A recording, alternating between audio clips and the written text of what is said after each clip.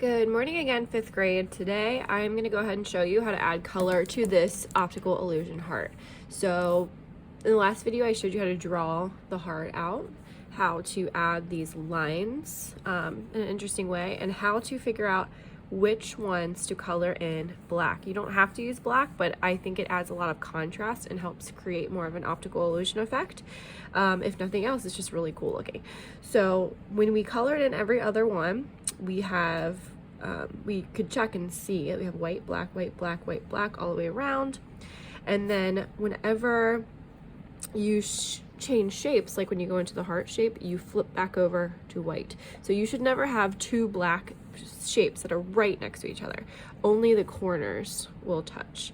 So I also decided to use oil pastel to color these in because I found that it takes a lot of marker ink to color in a paper that's this big, so it was taking forever, and the oil pastel is a little messy, but it still did its job.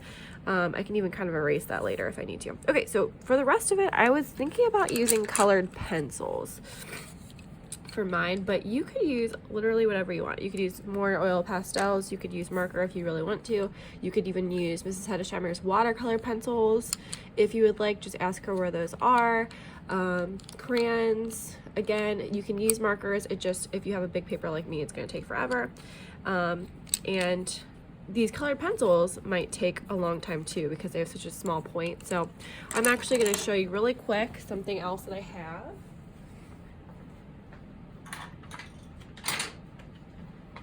And these are woodless colored pencils, so they don't have the wood around them. You might have used these before. So I'm going to use these just to make it go a little bit faster because the tip is bigger. It's easier to color in bigger areas.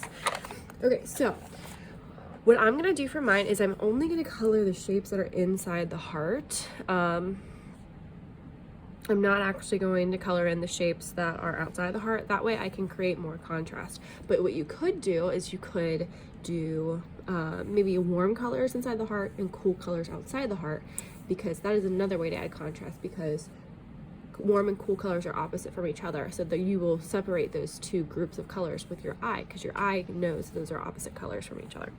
So let's go ahead and decide what we're going to do. Maybe I'll do a little bit of both. Whoops, dropped my camera. Maybe we'll do warm colors on this side of the heart and cool colors on this side of the heart, and then you'll get kind of an idea of how it's going to look. So whatever color you want to start with, I'll just start with red. I'm just going to color in a section, and as we're coloring, I will jump forward so you don't have to watch me color the whole thing, but I want you to see that I'm coloring in neatly and completely. That's one of the ways optical illusion art can be successful. If it's sloppy looking, it doesn't work quite as well. So there's red, and maybe I'll just kind of go in rainbow order-ish. I always like to go around the edges first just to help me make it look crisp and clean.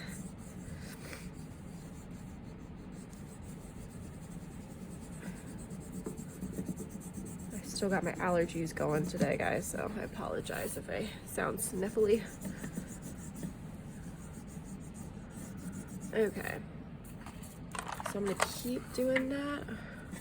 This reminds me of Beetlejuice. If you've ever seen the movie Beetlejuice, there's a lot of black and white striped things in Beetlejuice. And I'm pushing down kind of hard too, so I can fill in the spots. Let's see, I know pink is also, depending on what kind of pink, is also a warm color. I'll go ahead and add some pink here.